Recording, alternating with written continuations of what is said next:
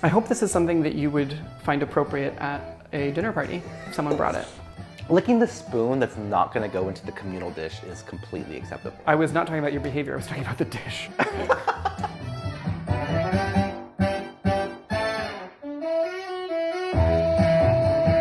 Welcome to another episode of the show where we don't know what we're making until after it's done. This is my great friend and former neighbor,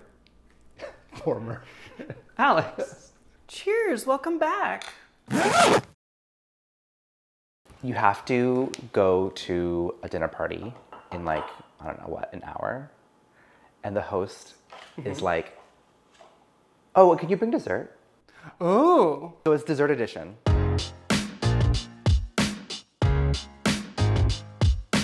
Strawberry puree.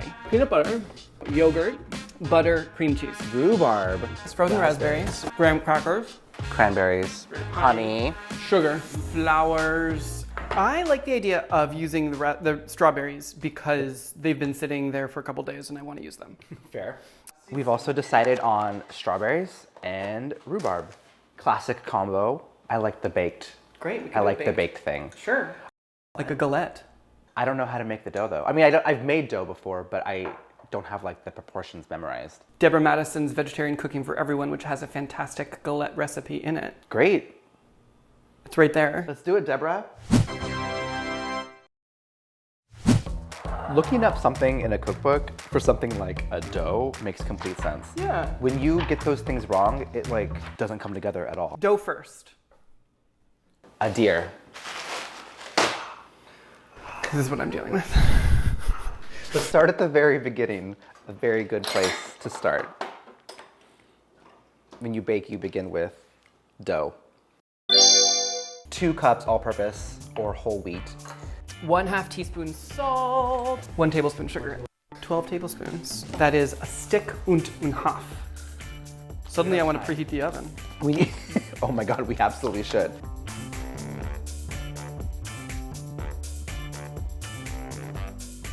So let's just dump the butter in and blitz it. All right, let's do this. 1/3 to 1/2 cup ice water as needed.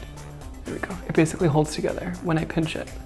Put it into a little shape of a disc and then put it in the fridge for 15 minutes. The guideline for success for us is if we are able to fold it in on itself and not have any juice escape from the side. That's a tall order If when we it's can do good. that, if we Oh, can do man. that, then we succeed. These are stalks of rhubarb that I then sliced really thinly. I've never cooked with rhubarb before in my life. I haven't either. Okay, great. So we're actually crazy for doing this, but I love it. These are washed. I'll give them a spritz, just a spritz, Can I also offer a suggestion, which is cut them exactly like that, and then we let them dry on paper towels in that shape. Oh yeah. So they don't leak all over everything because we have all of that fucking juice. That helps me with my goal of not having juice leaking everywhere. These are so beautiful. Look at how red these are. It's amazing. Did I mention how much I enjoy being with you? No, you didn't, and I really appreciate it. 2 cups of sliced rhubarb, and I'm gonna add 1, 2, 3, 4, 5 tablespoons. So just over 1/4 cup of sugar. Look at this beautiful color that comes out of the rhubarb. I'm gonna keep boiling it down. So these have dried up as much as they're going to. Save that paper towel for Etsy. This is how the rhubarb looks. It's thickened up super nicely. Oh, yeah. Coat the strawberries at this point. Yeah, we can just toss it all in. To form a galette, roll it out on a lightly floured counter into a 14-inch irregular circle, about 1/8 of an inch thick. The recipe said irregular, so It is- we went with it. Yeah. We went with it. Gorgeous. This color is amazing. So you can take the ruler or we can take this and we just paper. go over. Yep.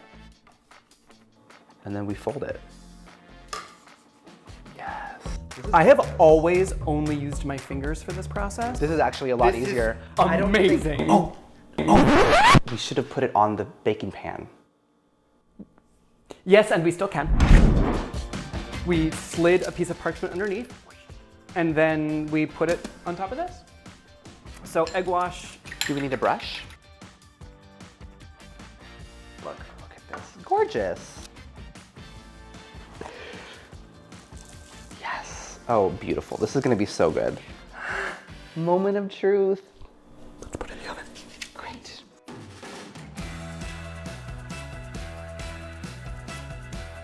While this waits, that's a great time for you to subscribe. Oh my gosh, this is just pureed strawberry. Cooked down a tiny bit. I mean, Are you getting an idea? What's the idea? Lay it on me. Let's do this. strawberry whipped cream on top. Oh, okay, yes. Uh-huh. Quick tip, when whipping cream, start slowly and then slowly get faster as it thickens up because you don't want it to just go all over the place. One. Tahoo. So then I will dollop inside this. Oh, that's whipped a lot already. It's already very thick. That took like 2 seconds. Oh, that's really good. That's been in the oven for 35 minutes? 35-ish. 35-ish minutes. We checked it about 5 or 10 minutes ago and it was definitely doing On well. its way. So let's Yeah. see how it is now. I think it's very pretty. It looks really great. There's like truly no liquid leak. Not a drop. Ah! It's so liquidy. It's not bad. Really, it's like a pastry crust and some sauce.